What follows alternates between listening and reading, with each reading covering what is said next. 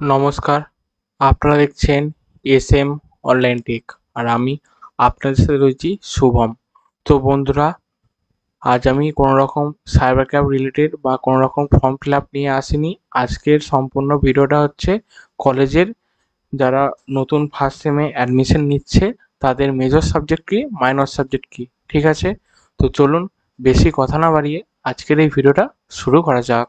আপনারা দেখতে পাচ্ছেন আমি মাইক্রোসফট অফিস ওয়ার্ডে দুটি চিত্র অঙ্কন করেছি আপনাদেরকে বোঝানোর সুবিধার্থে, অর্থাৎ যারা এবছর কলেজে ফার্স্ট সেমে অ্যাডমিশন নেবে।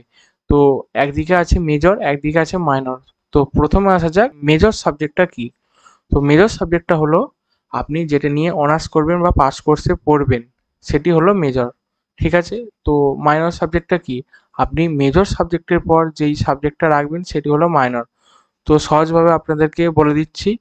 তো আপনারা 11-12-এ বাংলার পর ইংরেজি সাবজেক্ট রেখেছিলেন, সেই ইংরেজি সাবজেক্টটা ছিল মাইনর সাবজেক্ট আর বাংলা সাবজেক্টটা ছিল মেজর।